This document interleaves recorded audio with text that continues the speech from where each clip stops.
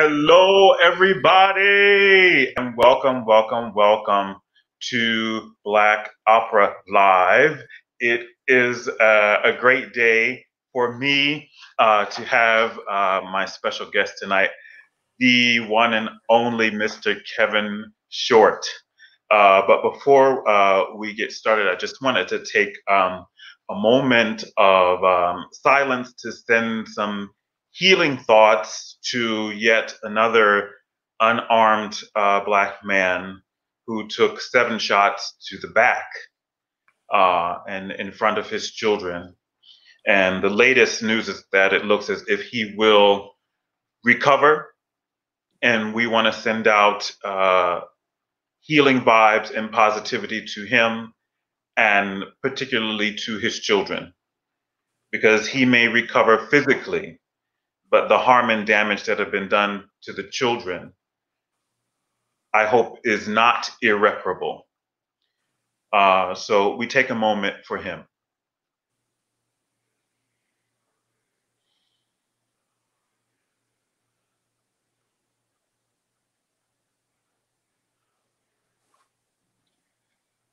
All right, so I've been waiting for tonight for a very, very long time. I asked Kevin to be with me on this night back in, I would say the beginning of July. And of course, he so graciously agreed. But I want to take a minute to tell you about this amazing brother here.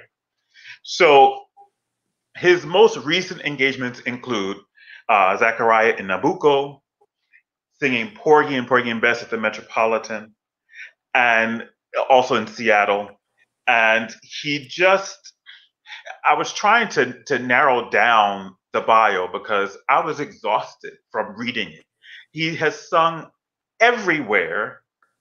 I mean, just at the Met alone, he's been there for 20 years, singing a wide range of roles, from the Italian repertoire to the German repertoire, the French repertoire, the English American repertoire.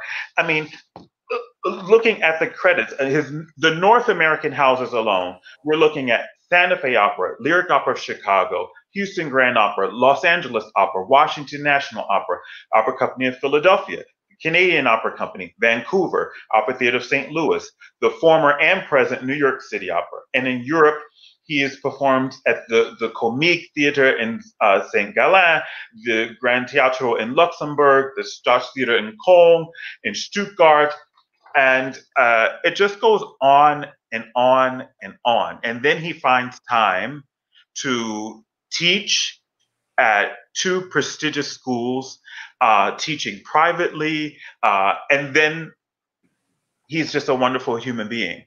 So after this short example of receipts that I have to share with you, the next voice that you will hear along with mine is the one and only Kevin Short.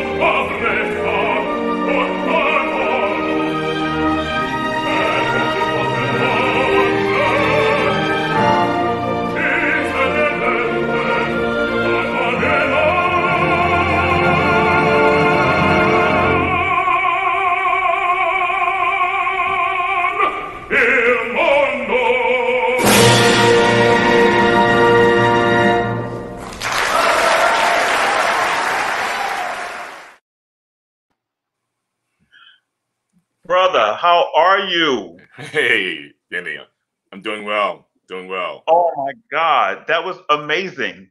That was from 2013, L'amore dei tre re, great opera Totally underappreciated. Yeah.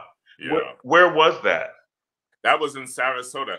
And I don't know how many companies here in the States have mounted productions of that opera. And they did Yeah. it twice.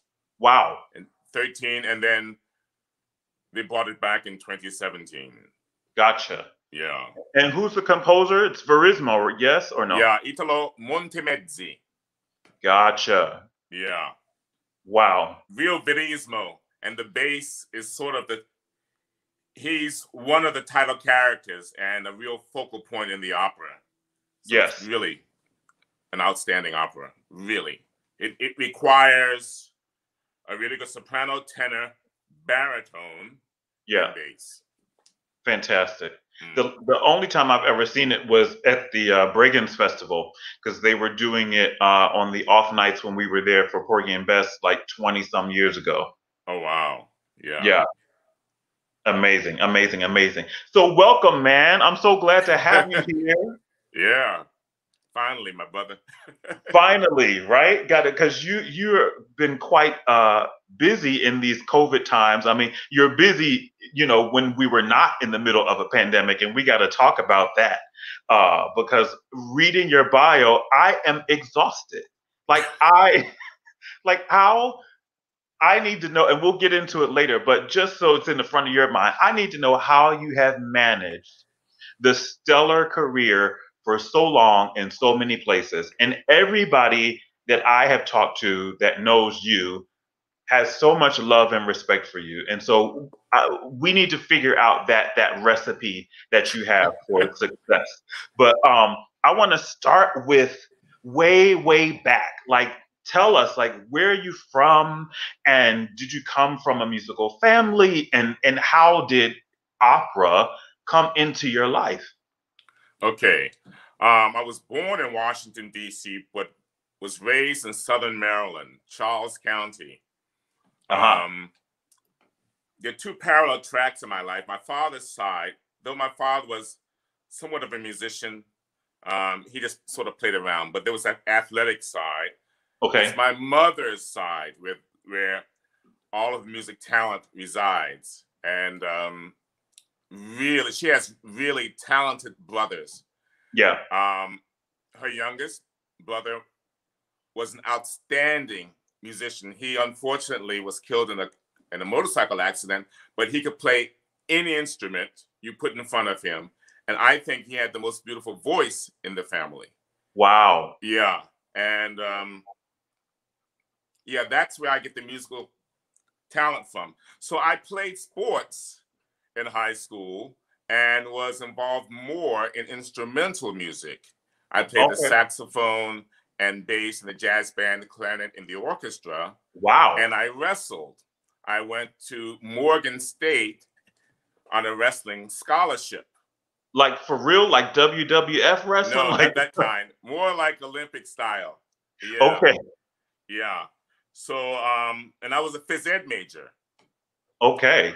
Yeah. And, in college, one has to specialize. So after about a year of wrestling, I was wandering in the halls there at Morgan. Yeah. And Nathan Carter saw me and said, "May I help you?" I said, "Well, I sang in the choir a bit the final 2 years of my high school term. And now I'm here on a wrestling scholarship." And he said, "Would you like to come into my office and sing a couple of patriotic songs?" I did. And he offered me a full ride right there on the spot, if you would like to switch. So I switched my major. I still continued to wrestle, but I switched my major from phys ed to music ed. Okay. And then I was put in the hands of this wonderful, wonderful lady, teacher, Betty Malchus Ridgway, who also was Issachai's teacher, as well as Solomon's teacher. And she's just one of the most beloved figures in Morgan music history. And they were the ones that sort of, because I didn't know anything about it. Unlike you and Karen, you guys grew up with this. I grew up in the boonies, man. I hadn't seen an opera. So, okay. But they were the ones. It was Nathan Carter, Betty Ridgway, and then a music history Professor Dominique René Delerme, who sort of just pointed me in the right direction. Yeah. Did some competitions, won a few competitions, the Baltimore Symphony Young Soloist competition. Dominique René Delerme also was a graduate of Curtis. And he's the one that told me about Curtis and that could possibly be an option for me. And I went there after Morgan and then to the Opera Center at Juilliard, which was then called the American Opera Center. And that's sort of the Reader's Digest version of my beginning. That is quite a trajectory. Because those are not small places. I mean, Morgan is known for producing great voices like Kishna Davis and Kenethia Mitchell and Elizabeth Norman. Michelle Miller, like all of these voices. Like, what was going on at Morgan? Was it just Betty Ridgway, like with a cauldron, like stirring a pot? Like, what was happening? She was a big reason. And you know what? Those are all her students, by the way. All those names you mentioned. Look, yes, that's right. I will say, Kenny, you know, I've worked, you just read some of the places I've sung. I will say that if I'm just thinking about pure talent, some of the best voices I've ever encountered came from Morgan during those years. I would agree. In the early 80s. Yeah. Incredible. I would agree. Covering every voice type and category. From the Liz Normans to that high area up there. Real tenors, real baritones and basses. Yeah. I was floored. My first few days there, I could not believe the sounds that I was hearing coming from that choir. Yeah. And, you know, Dr. Carter would bring the Morgan State Choir to our high school auditorium every year and recruit right from our choir. And he, like you, offered me a full ride on the spot.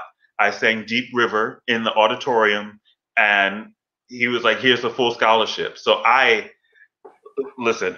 know what Morgan can do. And it continues to do that, because last week one of my guests was Marquita Lister, and she's over the program now and still producing amazing throats. Like, it's just amazing to me what comes out of Morgan. Yeah. And you gave a masterclass there. Yes. Didn't you? Yeah. Yeah. Yeah. Fantastic. I mean, one of the young ladies came in, it was 11 o'clock in the morning, and she said, I'm sorry, Mr. Overton, I didn't warm up. And I said, that's fine. Well, you know, what are you going to sing? Oh, the Queen of the Night.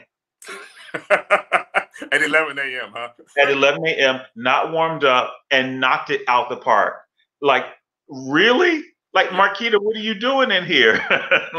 So the great tradition lives on at Morgan State. And so that's fantastic. So you went from Morgan to Curtis to JOC. Is that was? You might. Yeah. Gotcha. And that was a good move for me. The Opera Center then was more like an opera company in residence. Okay. And we were paid. Really? Fleming was there. In fact, I would dare say that if the American Opera Center did a production of Bohème, for instance, it would have rivaled anything there at Lincoln Center. I sang 2 years after having graduated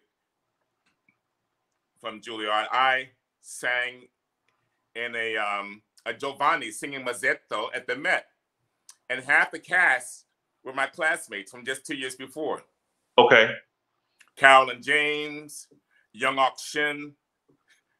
Yeah. Wow. Yeah.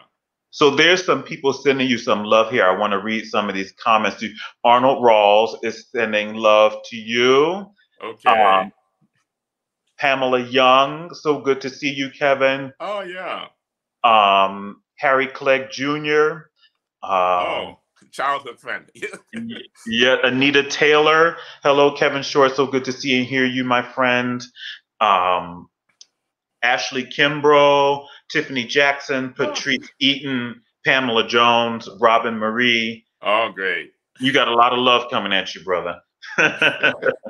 So then what was the career trajectory once you finished your formal education, like after the Juilliard program? Well, you know what existed then, and you know this, that doesn't exist now, is the City Opera tour. You know, City Yeah, Opera was really a viable company for young singers, and it's yeah. really unfortunate that it doesn't exist in the same way.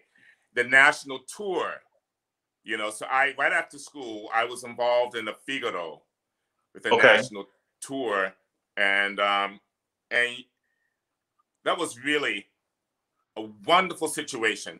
And then that actually City Opera made it possible for me not to chase after young artist programs. okay, I did absolutely only one, and that was a 3-week inaugural Pittsburgh Opera young artist program. We were the okay. absolute first in '87. Yeah. I'm dating myself.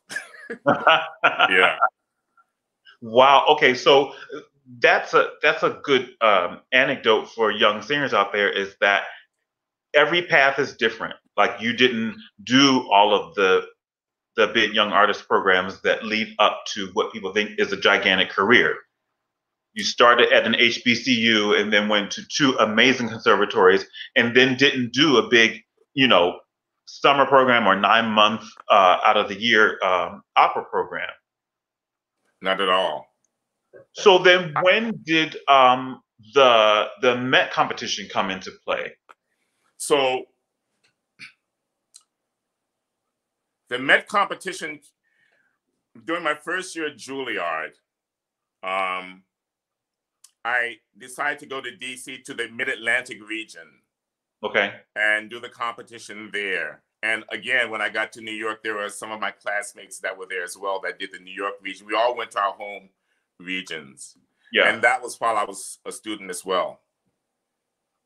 But I will say that while I was at Juilliard, I was already, and that was the nature of AOC then, it was pretty much a gathering program for young professionals. And we had releases regularly.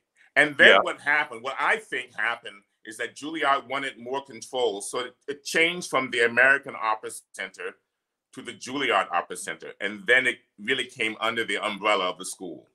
But Gotcha.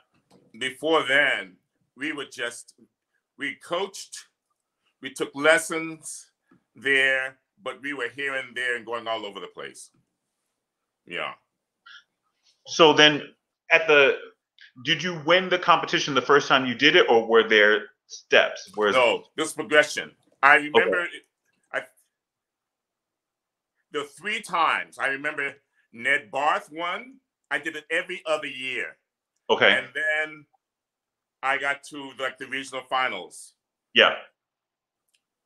And then the second time I did it, Gordon Hawkins, who's also my homeboy from this area. Yeah. He grew up in the next county. He was the one representative that went on.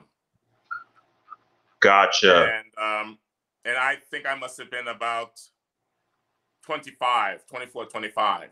Okay. And then I took the year off. And then that third time I did it, I was the winner. Wow. Yeah. And I remember hearing your winner's concert on the radio. Oh, is that right? That is right. I heard that thing on the radio with the same year because it was Tishina Vaughn too. I will never forget it. I'll never ever forget it. It was amazing. Amazing. I'll never forget that when we won, we were ushered into the green room. Yeah. And we were told, look around you because you will see and work with these young people for the rest of your career. And that was so true. Tishina and I, last year, I think was the 30th anniversary. Wow.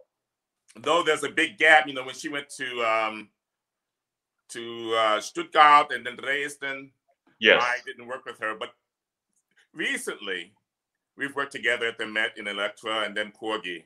Right. But a few others I've worked with, Mary Mills, Mark Oswald was part of that class. Yeah. Wow, that's amazing. Okay, so some more love is coming at you. Michael Priestley says hello. Wanda Marbury. Oh yeah, Another Um, homegirl. yes. Down here. Patrick McCoy. Hey, Patrick. Hey, Patrick. Um, Stevie Blanchett. Greetings from your fans in Westerly. Yes, yes. Kevin Wayne Bumpers. Oh yeah, Kevin. Down there And in Miami. Jacqueline Kirk. And Jesse Martins. We miss you in Sarasota. Amazing. Okay, so once you hear your name called as the winner of this competition, what goes through your mind, your spirit, your body? Like, what is that like? Not many people get to experience that in the grand scheme of things. It literally took my breath away, actually, because of the two previous times, and I had come very close, and it feels surreal. Everything seems to be moving in slow motion. And of course, it was after that concert and having sung there for the first time. So just trying to absorb that theater. So the whole day was overwhelming, actually. And it's a good thing that I was the age I was, because, you know, Mark, I think, was 20 or something like this, 20 or 21. Wow. I can't imagine being an undergrad or around that age. Yeah. And being on that stage and absorbing all of that. Yeah. Amazing. Amazing. So then what was your advice from the powers that be at the Met as to what your next step should be in regards to having a career at 20 something? You know, I think I didn't receive any advice. And I think one of the reasons is because I was already working. Mind you, even during that 2 or 3 week period, I had to get a release to go to Pittsburgh to sing Don Caído and Carmen. Okay. And I think that also probably took me out of contention to be absorbed into the Young Artist Program. Okay. Tashina went in. Tashina and Mark were the young ones. And the ones that I think they felt they could mold. And I came in saying, this is what I do, and blah, blah, blah. And yeah. Wow. Now, your resume speaks to Europe quite a bit. Was it a conscious choice to go over there and plant some roots and stay for a minute and develop a gigantic career over there? Or did you feel like you had to go over there? Both. Okay. I remember, so I started singing at the Met just 2 years removed from Juilliard. Within a year or so, I was singing Mazzetto, the Frate Don Carlo, Colline. Wonderful, wonderful roles, especially for a young bass. Right. But it started, I felt I was stuck between the box office basses, like Sam Raimi, like Paul Pliska, like Jim Morris, and the young artists. And I knew I wasn't going to displace those guys. Yeah. And Giovanni. So I knew I needed to, if I didn't want to end up a bitter singer, that I needed to go to Europe to sing roles that I would not sing in the Met and probably in the States. And that was one reason. The other reason was I had a meeting with someone that shall remain nameless there at the Met, and I had a list of roles I thought would be appropriate for a young singer to graduate to. And I was told, no, I don't see you singing that. No, no, no, no. So I thought, well, okay. And then the final thing was the fact that, as you know, we do opera here as museum pieces. And I knew as a Black man, it would be easier since they do opera updated. And so I wanted to explore it. And I had done enough over there prior to the Met to know that I needed and wanted to move over there. So I took an audition. I had another. Well, first I was singing in St. Gallen, abduction from Israel. While I was there, I heard about an audition in Basel for the Magic Flute. I took the audition, and they said, the role is yours, but would you also like to have a fest engagement? And to those that don't know, a fest engagement is when you are employed by the house and the city and the government. It's as close to a 9 to 5 as an opera singer can have. Yeah. And when they offered that to me, I knew that that was my avenue to move over there. And I'm still a Swiss resident, and this August marks 20 years. Actually. Wow. Yeah. So you have an American passport and a Swiss passport? Yes. Wow. I think as long as I'm singing, I think Europe, I want that to factor into the equation. It makes it easier to not have to deal with visas and things like that. Yeah. Yeah. So during like this COVID time, like, would you be able to get out of America and go to Switzerland easily, or is there? I haven't been able to. Yeah. And the other thing is, I've been sort of looking after my mother, who's had some challenges. I'm here at her place, hence what you see behind you. Yeah. So yeah, I and now the university begins next week. And those folks over there, I've been in contact with my friends, and because of their treatment of this whole COVID situation, things are operating as they were almost pre-COVID. Wow. Yeah. Going to school, not having to wear masks. Yeah. So do you have, or did you have European contracts that you can still fulfill, or have things been washed out over there as they are here? I lost a Pizzato in Fidelio. Okay. In the spring, in Poland, at the Easter Festival. No, the contracts I've lost. Well, I lost the final 3 performances of Traviata, singing the Doctor. Here at the Met. Yes. I was able to get in with the Philly Orchestra a recording of Porgy with my singing Crown and Lester Lynch singing Porgy. So I was able to get that in the beginning of April, but I was also scheduled to return to Philly for a performance of Electra. And then the cast were impatient with Cincinnati Opera. And then from there, I was going to go back to Europe and get my apartment in order and that kind of thing. Yeah. Gotcha. Well, Karen Slack said, let me borrow that passport, Kevin. You got some love coming from Angela Simpson. John Dart says, thanks, Kevin. Oh, yeah. Omaha misses you as well. Yeah. Let me see here. Patrick McCoy said he was admiring that beautiful cabinet. And Ellen Yates said, I went to high school with that amazing man. So proud of you, Kevin.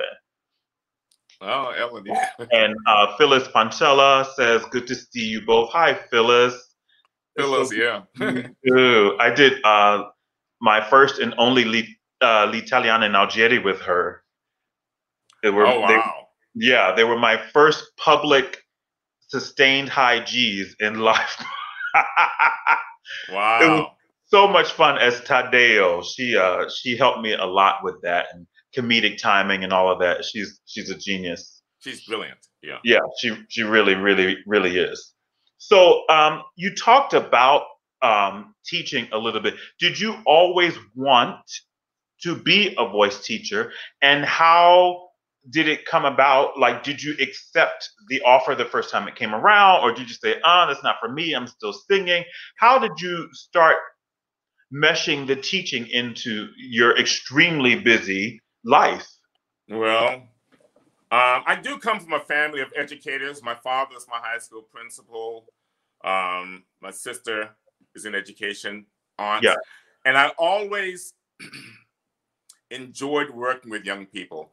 And I would go back to Morgan to work with the young singers, and I would give master classes. And I had it in the back of my mind that at some point I would like to consider teaching. Yeah. And I remember Marietta Simpson saying to me, Kevin, if you harbor any notions about teaching, let your friends know. Yeah. And I kept that in the back of my mind. But it was 2012 in Indianapolis. I was doing a production of Faust. And I received a call from an old friend from way back, called Esther Jane Hartberg.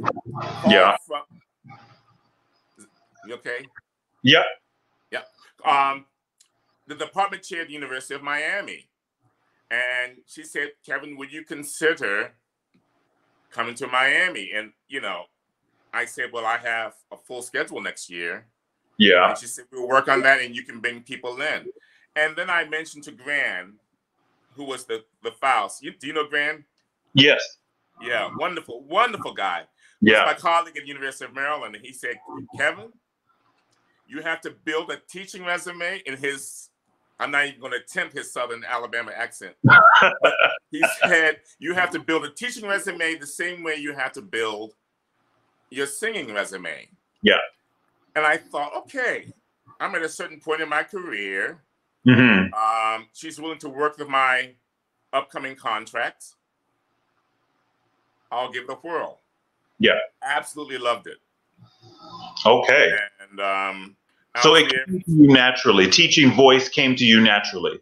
You know, Kenny, this was also the case when I was an athlete. I have, if I do say so myself, an awareness, a kinesthetic awareness. I can feel and hear what people are doing. When someone sings, I can internalize what they're doing. So yes. I haven't been stumped, and I've been able to find solutions.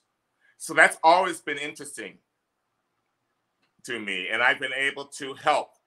And yes. I always wanted, as I was gleaning all this information from the Met and all the years there in Europe, I realized that I know a lot, and I wanted to pour what I know and what I knew into younger singers and to help them. Yes. And I know how important dreams are and aspirations are. And if I can be a vessel, a conduit, a vehicle in some way to help someone yes. come closer to their dreams, then I find that really gratifying and rewarding. Listen, I have witnessed your prowess because you so generously came and gave a master class for my company, Opera Noir of New York. And one of the singers is actually on tonight, Pamela Jones, who sang for you that day. And she said, I'm still gleaning wisdom from the German repertoire masterclass I sang on when Kevin showed me how to give space and time for the consonant clusters and still sing the legato. Now, that was a couple of years ago, and people are still holding on to that knowledge that you poured into them. That it's a great credit to you as a teacher. Well, thank you. You know, I was a guinea pig. When I went over, I didn't speak the language. So to get people off of my back, I had to work out solutions. Yeah. And the first thing I think of when I work out a solution is that I don't want someone else to have to go through what I had to go through. So that's why I even approached you, because I know there's a need, you know, and I can help. Absolutely. And that's pretty much my default state of being. I always want to help. What can I do to move the situation along, to be of service and to help? And that's what really motivates me and gives me, in fact, probably more so than my own performing. Really? Yeah. Wow. Performing is very cathartic. Yes. But you can relate to this. You know, sometimes when you have a good performance, especially if it's a challenging role, there's an exhilaration, but there's also a feeling of relief that that you didn't mess up, you know? Yeah. But when you poured yourself into someone and you see a young singer go from zero to wherever, Mm-hmm. and they meet and have a lot of success and meet this music, meet the demands of the music, and they Yeah. overcome it, it's something really gratifying. It's I bet. incredible, actually. I bet it's a huge responsibility that, you know, people have asked me, you know, do you teach? Will you teach? Can you teach? And I always, you know, giving master classes is one thing, but being responsible as the caretaker of someone's gift is a responsibility that just blows my mind, because I know what I put my teacher, Gregory Lamar, through. He earns his whole fee with me. But you would be incredible. You would be absolutely unimaginable and such a benefit to the profession. I don't know if you harbor any notions about ever one day teaching, but my goodness, in more ways than you can even imagine. And they would benefit in so many different ways. Mm-hmm. Yeah. Amazing. You check so many boxes. Yeah, well, we'll see. Because listen, the rule book and the normal is all exploded. It's all in the trash. So we're gonna build it up from the beginning anyway. That's right. So Angela Simpson has a great question that I want to get to after our commercial break, because it feeds into my next couple of questions as it pertains to the next role that I'm going to play. So enjoy this clip and we will be right back.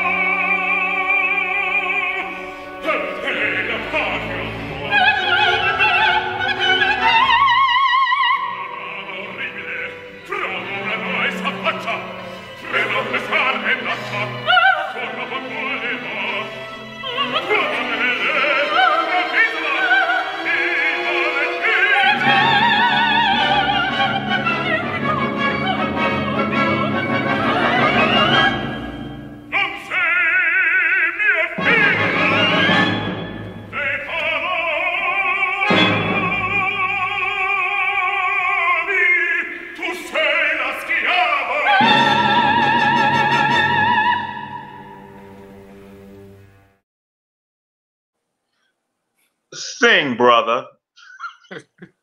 You better holler that thing out. Like, for real.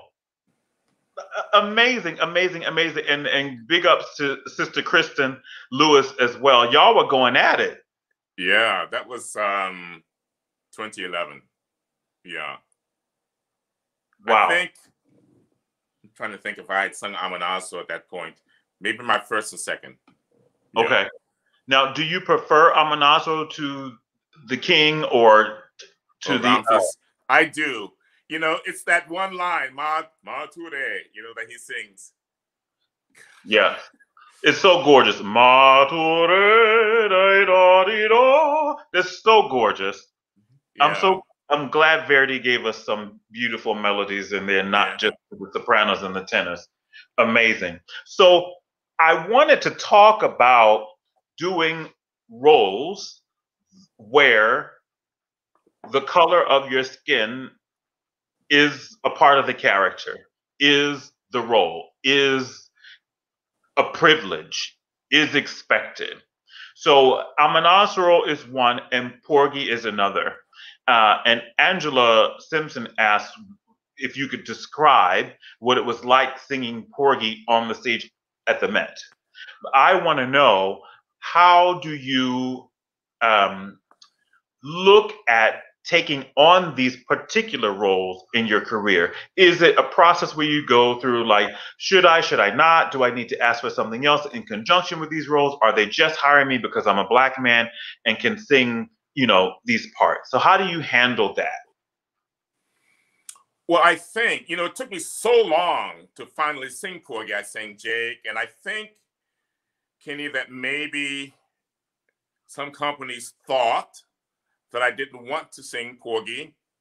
And once I did my first couple of Porgies, then I sang a lot of them.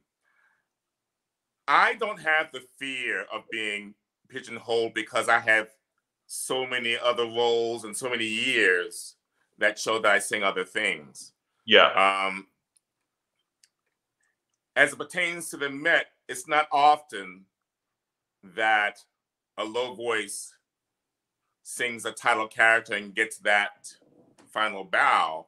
And Right. what I wanted from that experience was for the Met to see me lean and play into my strengths. As you know, Mhm. Porgy starts off low and it ends Really high. It's hard. very Wagnerian in places. That Yeah. trio. We didn't do the Buzzard song, but it shows a lot. Ooh, mercy. And you know, you got the high G at the end, and there was nothing up until that point that I had ever sung at the Met that showed that much of what I do. And that was evident in some of the reactions I received, even while I was rehearsing. And I just wanted to say to them, well, this is what I do. This is, you know, and so I was really happy to have been Yeah. offered the role. And if it comes back and I have the opportunity, I'll jump at it again. And I think it's a noble role. I don't want to make any apologies about Porgy because it's a Black opera. Yeah. Even with the subject matter, even if you have some unsavory characters, you have also some characters with a lot of integrity, and that's the case with all operas. Yeah. Carmen, Exactly. Yeah. Traviata, Butterfly. Yeah. The whole gamut of it. right? Now, your Met career, in addition to performing, you've been in a position to where you've covered a lot. Can you talk about what that is to the general public, and how you handle yourself in a place like that, knowing that you're a phone call away from being put on stage, maybe not having had rehearsal, not having had orchestra time, not having had, proper, costume fittings in to be able to walk the set, etc. How do you handle that? Well, interestingly enough, my first period at the Met, I was a plan artist, and that's when that contract was as close to the European Fest contract as one can have in the States at the Met. Okay. So during those years, believe it or not, I didn't cover at all. I was on stage maybe 3 or 4 nights a week. Wow. Yeah. And you know a lot of people that are on this plan artist. At the time, there were maybe 10 to 15 of us. I think Sandra Kelly was one of those plan artists. And you're just working every night. You go to the theater and you're performing practically. It Yeah. wasn't until just a few years ago when I returned and with this porgy, and what's required is someone that's self-motivated, that can be in the frame of mind that enables them to be able to turn on a dime and sing and be performance ready, even if you don't perform. Yeah. And it's what's also required, and I'm glad that I'm at the level of experience that I am, because if called upon, you need ice water coursing through your veins. Yes. To get that call and to be, because you don't have the benefit of routining a role. And oftentimes, you know, it's the premier cast that gets all the rehearsal, and you're rehearsing in a small rehearsal space.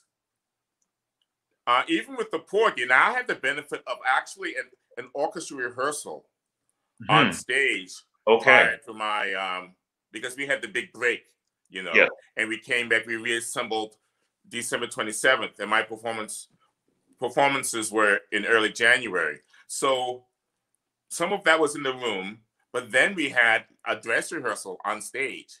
But I was prepared to sing it without a dress rehearsal. And the years at the Met, the years of having a fest contract means that I'm so accustomed to singing with an orchestra that I probably over the course of my career sung more with an orchestra than with the piano. So I can make the adjustment rather quickly. You know, the breadth that one has with an orchestra versus the percussive nature of a piano. A lot of people have a problem going from one to the other and back again. And for me, I feel far more at home with an orchestra. So you need the experience to draw and call upon countless other experiences that you've had so that you can reference, oh, I know what to do in that section because I've sung something similar in that time and that time. Kenny, actually, that was the case with my first porgies. My first porgies were with Barkheimer. And at the time, I was in Munich singing Abduction. No, excuse me. Porgy was in Munich with Barkheimer, and I was in Zurich singing Abduction. And as you know, the Abduction has low Ds. Yeah. And I was afraid to sing through Porgy because I didn't want to lose my low notes. Right. Yeah.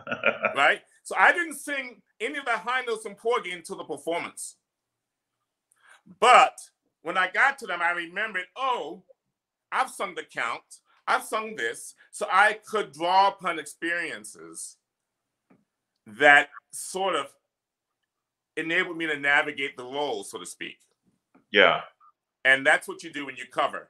It's better if you are experienced and older and you can have a certain comfort vocally, as well as knowing what you're going to do dramatically and in your head. Everything is mental. Yeah. Yeah. Interesting. So Sandy Stevens has a question. Can you talk briefly about what part having been a wrestler has played in the success on the operatic stage? Do you still use some of those techniques? Like, what is that like? Wrestling is Sandy. Hello, Sandy. I was inducted in the Wrestling Hall of Fame in the Outstanding American Division in 2004, and that's where I met. Yeah, and that's where I met Sandy. Well, wrestling is the ultimate individual sport. When you're out there, even if you're singing a duet, but it's you out there, you know, and you know this. You hear that boom, boom, boom, boom, and you're going down stage, and there's a 2,000, 3,000, 4,000 seat auditorium. You know, you have to have the courage and the wherewithal to stay within yourself. And wrestling really helped in that regard. You're out there, there's no one to blame. You know, it's not a team sport. And it really builds that kind of, and it builds discipline. And you need discipline as a singer to learn the music on your own, to take care of your voice, to do all those things that you have to do to honor those two fragile muscles in your throat. And wrestling, actually, it's different, but there's so many principles that are the exact same, and they really serve to help. Yeah, I feel almost the same way when I play tennis. It's so individual. You know, you can't blame the quarterback. You can't blame the, it is you out there, and it is your job to get that ball back over the net. That's right. Yeah, yeah. So with your extensive career, what is there left unsung for you? Are there roles that you've not done that you want to do? Are there houses on the planet that you've not sung in that you want to sing in? I would like to sing in La Scala, I would say, because of the historical nature of the theater. Yeah. I've never sung the whole role of Mephistopheles, the boy, Okay. Mephistopheles. The boy. Okay. Yeah. I once thought Boris, and there's a possibility Boris Godunov, but I wonder now, there's a healthy respect I have for not butchering. And now with the curtain down and you have so many these Russians and singers, I don't want to, I know the work required to have absolutely pristine Russian for an opera that they hold near and dear to their heart. So yeah. I would like, but I would be okay. Yeah, that's me with Eugene Onegin. I'm like, oh, are they really gonna let me do this? But this music is so amazing, and my voice loves it. Right. Yeah. Yeah. So tell me, what does Kevin do when he's not on stage? Like, what are some of your hobbies? What do you enjoy doing when the piano lid is down and the scores are closed, the curtain is down? Like, what's a typical day for you? Gosh, when I have time, I do like to listen to music, not necessarily opera, but everything R&B, jazz. I like to ride my bike. I like to read, but music is my therapy. The first thing I do when I buy a car is I outfit it with the absolute best stereo system, so I can get on the highway, ride, and be engulfed by music of my youth. The same thing with my home stereo. Yes. That's my therapy. Yeah. Amazing. Me too. The people in my building, they get a full concert of a lot of different sometimes it's a Jay-Z concert, other times it's Linton Pricing concert. Like, they don't know what they're gonna get, but they get it. Right. There you go. So talk to me also now about mentorship and being a part of the folks who are helping to usher in the new generation of singers. What do you see going on now in the industry that really needs to happen to bridge the gap between your generation, my generation, and the younger generation of singers coming through? Wow. So much. Okay. Yeah. Well, mentorship. I'll sort of reference and circle back to what I said about my experience. And I see my duty, my hindsight, as informing someone's foresight, to be sort of a GPS of sorts. But one of the things, Kenny, that I think needs to happen is young folks need to understand and wrap their minds around the concept of emotional reasoning and letting their feelings dictate what's right or wrong, and embracing things that move the needle for themselves. They need to, a lot of people try to avoid things that promote growth, like this pandemic. It's a difficult situation, but in some ways it's needed. Yeah. Gandhi said that adversity is the mother of prosperity. And it's true in a sense.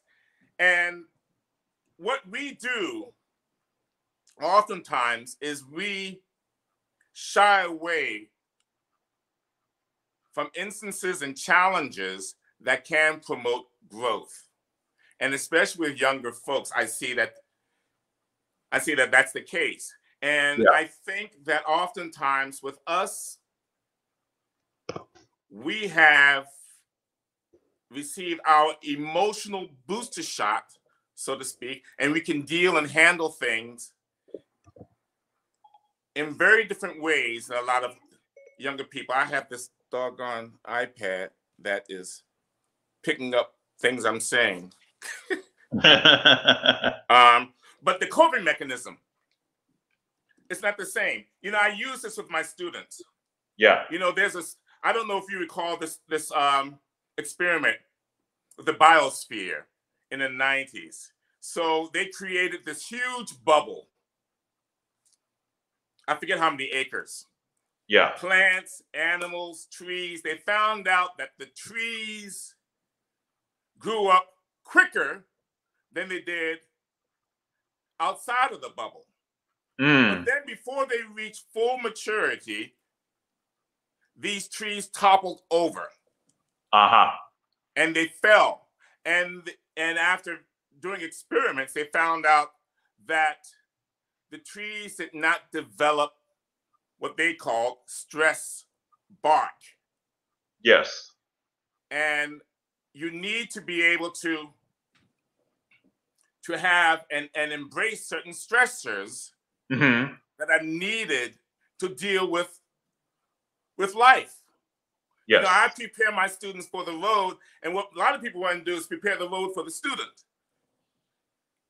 You got to prepare the student for all of these. And what we try to do is we try to, a lot of young people think of preparing the road for themselves when what they need to do is inoculate themselves and get themselves in the mindset to cope with what's coming at them. And this time right now offers them a wonderful opportunity to do so. And you'll see people that will thrive, that will use this. It's like a storm, being in the wind. I'm a coach's son, so I have a lot of these things in my head, having heard him. But, you know, they say that don't complain about the storm and the wind. Adjust your sails and use the wind. Right. And that's what you need to do. It's that simple. And we can grow from this. And we should grow from this. And it's the same thing with young people who try to over-sanitize their environments. No, it doesn't work. Then you go out there and you're not equipped. Exactly. You know, I always tell people, you know, when you jump into the ring of this career, you got to be able to throw punches and you got to be able to take punches. That's right. That's right. Yeah. And not be so flustered. You know, it's not what they call you, it's what you answer to. So you should have something inside of you that can withstand whatever's going on, whatever's swirling and twirling around you. Absolutely. Absolutely. You preach that one. Preach that one. So you're also very involved in your fraternity. Yes. So tell us what the fraternity is, what the fraternity does, and what it means to you, and how it can put some more forward motion into society, particularly with what's going on today. Well, I belong to the Omega Psi Phi fraternity. I pledged at Morgan State Pi chapter. My brother's in the same chapter. My father was an Omega man, and I have a nephew that's also in the same fraternity. You know, there are 9 of these Black Greek letter organizations that I think wield a lot of power in the Black community. So is that what Kamala Harris referred to as the Divine Nine when she spoke the other night? That's exactly right. Gotcha. Right. And I saw Heather wrote something. They belong to the same sorority. They're AKAs. And there's a lot of money there. And people will have no idea. There are a few people like Brian Williams who will reference on the news. But people will start to see just how those ladies will coalesce around Kamala. Well, the whole Divine Nine, Yeah. you know, and she's an HBCU grad as well. Morris, I see. Morris is my friend. Right. And Morris will never let us forget that you all are frat brothers. We know, Morris. Calm down. Calm it, Morris. Yeah. But you know what? So our fraternity, my chapter, and our alumni chapter, we had a fundraiser in a Zoom call. And we raised 10, 15 minutes, a few $100,000, actually. Wow. It's incredible. Wow. That's where the money. And there are a lot of these. And, you know, I've talked to you about this. You know, in the Black community, there are a lot of these organizations, not just fraternities and sororities, but other organizations and that support the arts. And I believe, and it's my goal and desire to somehow let them know that we exist so there can be some kind of alignment. And to let them know when we're performing so that we can have their support. And I think when companies see that and see the power that's there, yeah, that's when leverage really takes place. Because, you know, it's all about that green. Yes, absolutely. That's the color. That's the real color of change. That's the color. Brother Morris speaks about that all the time. Yeah, it's the truth. It really is the truth. Because things wear off, emotions wear off. You know, next year, this time, a lot of what happened this summer will unfortunately be in people's emotional rearview mirror. Yep. And they will settle back to a certain comfortable norm. Yeah. But if we have a presence and a financial presence, and they know, wow, this is a vibrant community, and we need their support. Yes. And we need to see certain kinds of faces on those stages. Yeah. Absolutely. Absolutely. So we're calling on the Divine Nine to jump on in to the arts industry and into the political ring, because we need you. We need you. There you go. The Black voices and the Black dollar. It's a very powerful, powerful entity. So I wanted to publicly thank you, because back in December when we started a seed campaign to get the Black opera film documentary going, you were one of my friends who came up and dropped me a really, really, really nice gift. And I just want to tell you in front of everybody that I thank you. I appreciate you. And if you could talk about why you felt compelled to do so, it might inspire some other folks. Well, I just had a peripheral knowledge, but a lot of this, Kenny, has to do with you. The fact that my respect and esteem for you is such that when you get behind something, and I know that this is a wonderful project, and I know more about it than I knew then, but I respect your place, the way you handle your business, and I have for many years. And I thought, wow, if Kenny has signed on to this, then I'm all in.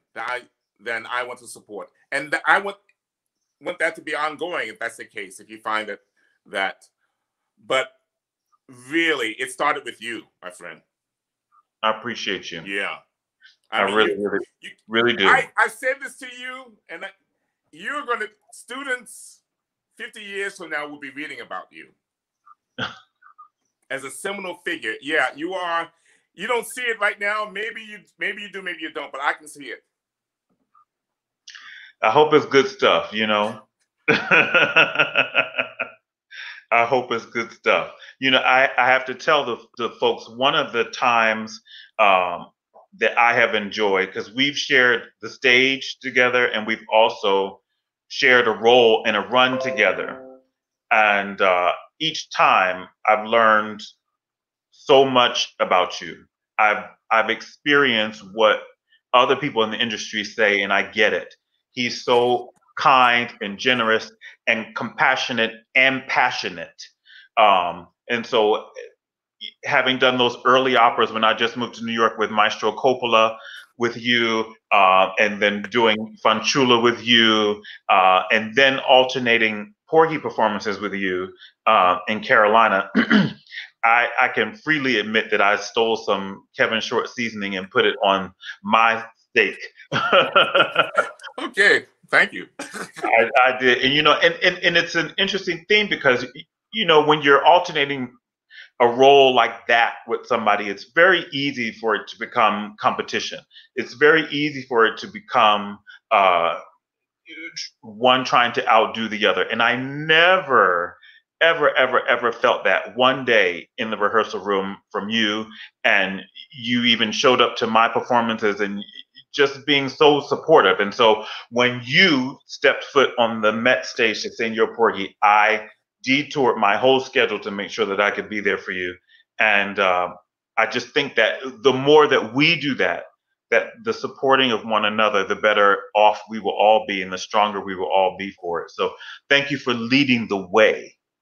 Well, thank you. And you're such an outstanding singer. For those that don't know this voice, Google him. Go to YouTube. This is someone, see, the pros, we all know who can really sing. Uh-huh. And you can really sing. I think I wrote a comment one time. When I listen to you, especially now as a teacher, I find it's hard not to analyze. Yeah. When I hear you sing, one of the joys is for me is that I can just go and relax and have it float over me and totally absorb it. It's really incredible. Thank you, sir. Trying to make it look effortless is a big job. So I don't take that lightly.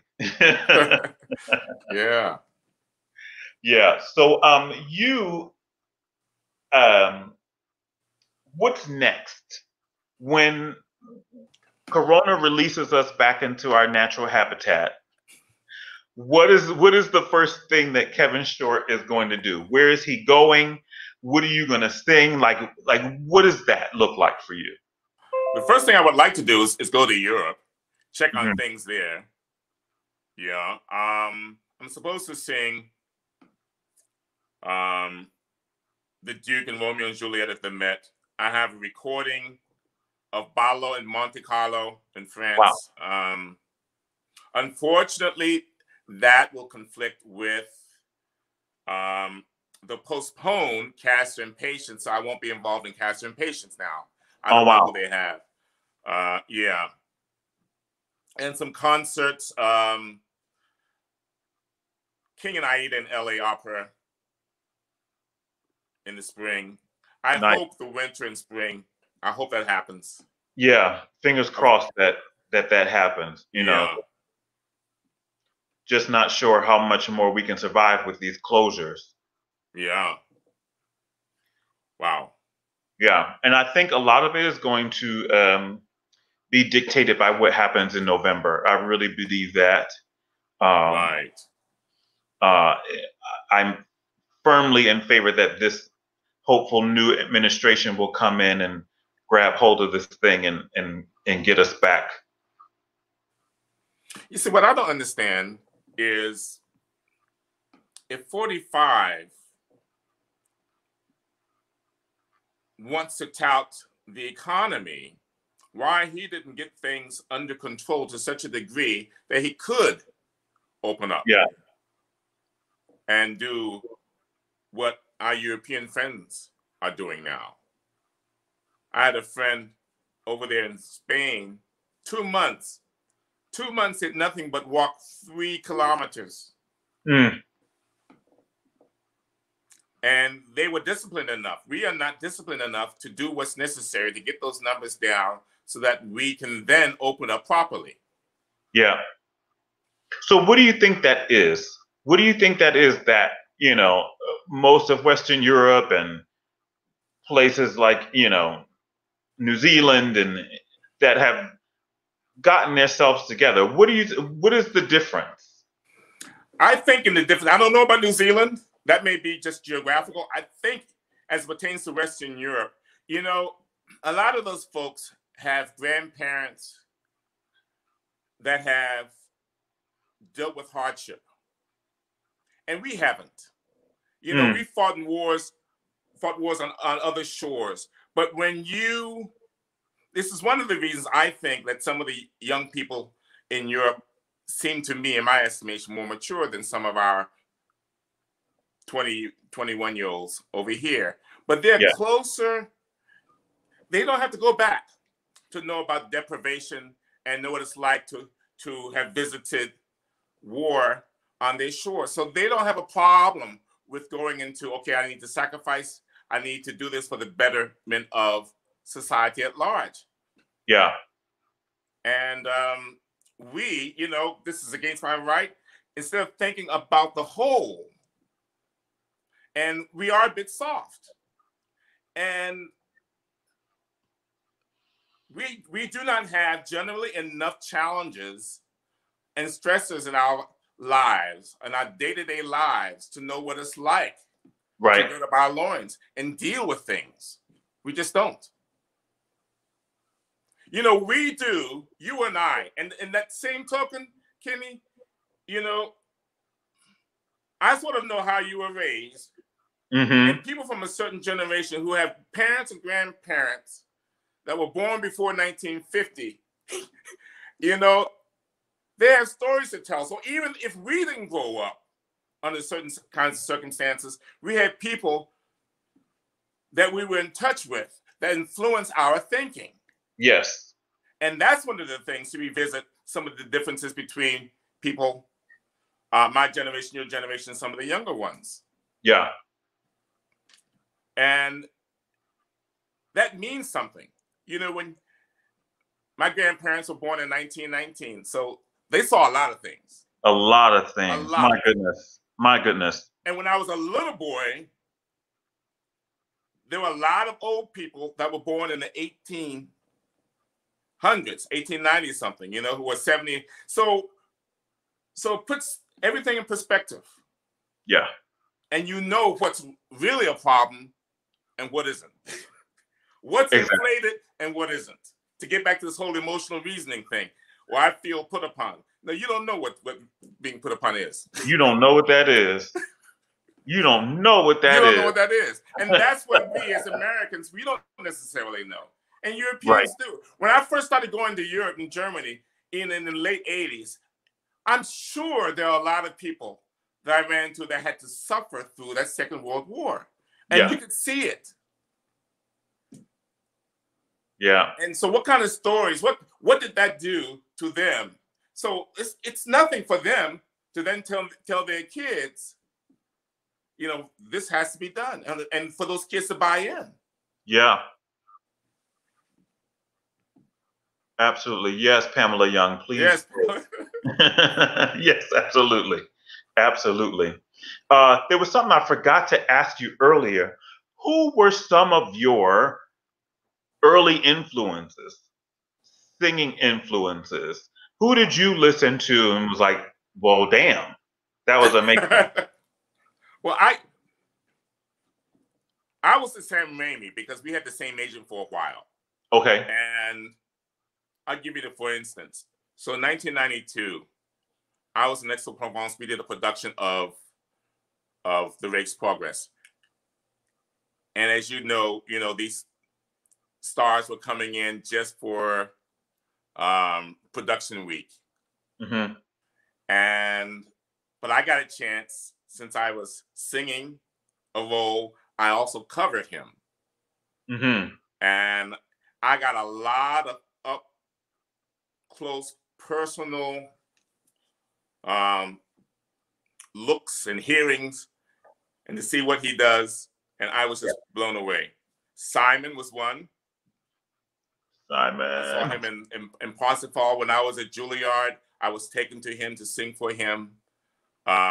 Those guys were sort of untouchable in a way, but I remember the Perry brothers. Yes. Who were more in my generation. Gordon was someone who was ahead of me. Mark Doss. Yeah. When I was at Morgan, there was a Baltimore Opera competition, and Mark Doss, Harlan Blackwell, and Michael Austin. I saw them come through there. So, you know, as a young singer at Morgan, I thought, wow, look at those guys. I would like to do that. And I remember hearing Mark sing the Vuki Feta, the Faust Serenade, and then deciding, okay, I want to do that. Yeah. Wow. My goodness. Well, before I let you go, this is something I'm going to start doing with all of my guests. So the future guests out there that are watching, be ye prepared.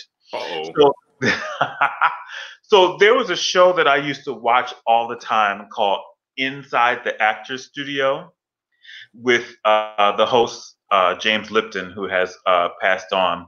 And I don't think he would mind me stealing his questions. But at the end of every show, he would ask all of the guests the same questions every week. So I'm going to ask you these questions, and I want your honest answer. All right? Okay. All right. Here we go. What is your favorite word?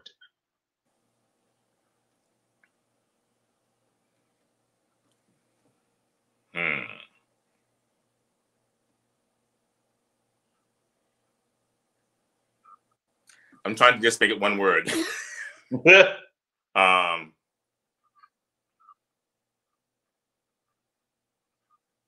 Strength. Strength. I love that word. Oh, I love that. What is your least favorite word? Can't. Can't. You know, we were not allowed to say can't as kids in the house. See? We were not allowed to say it.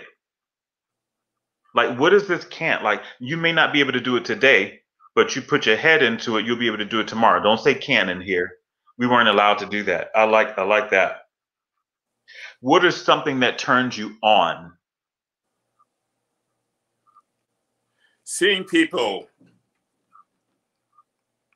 happy, besides music. You know, I will sometimes have music playing, and it will serve as a backdrop as I'm observing people. That's why I love to see people dance.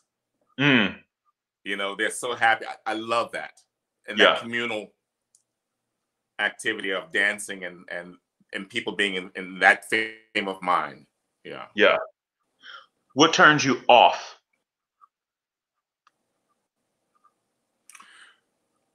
People who are mean-spirited and have that pour out. If you're going to be nasty and mean, keep it to yourself.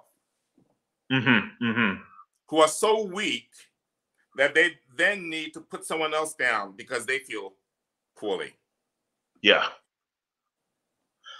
What noise or sound do you love?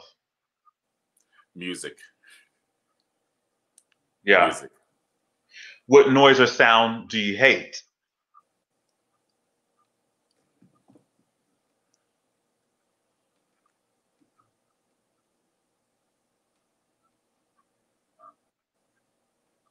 Maybe static or any kind of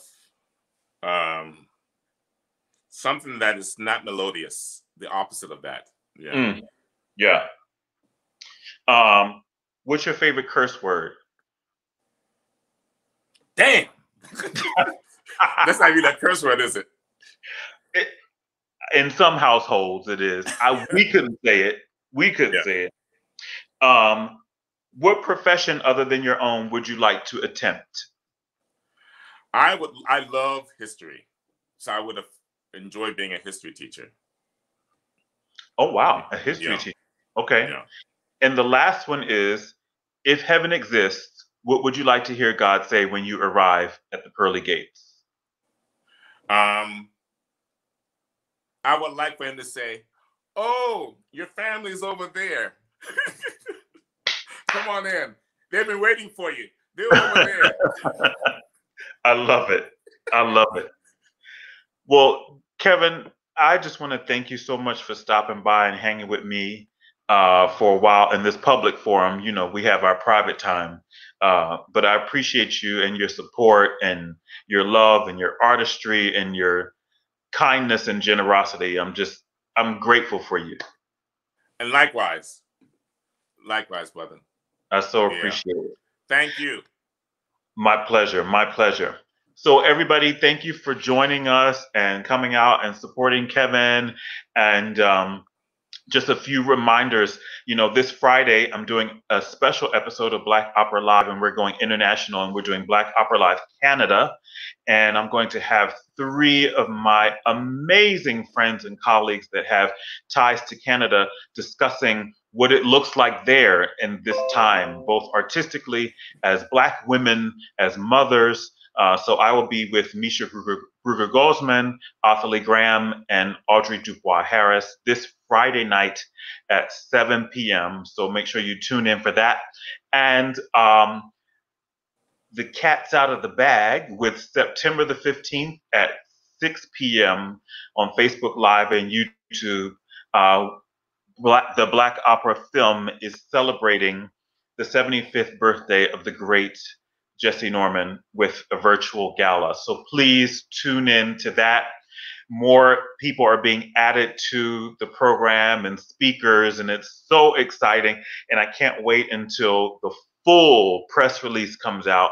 See, the teaser got leaked and it doesn't have all of the information in it. So there's more to come, but September 15th at 6 o'clock is going to be the event of all events. And I'm so excited to put my producer hat on, my hosting hat on, and my artistic hat on, and share what this titan of a woman has meant to me and to the world. And so I hope you will join us on September 15th at 6 p.m. Eastern Standard Time.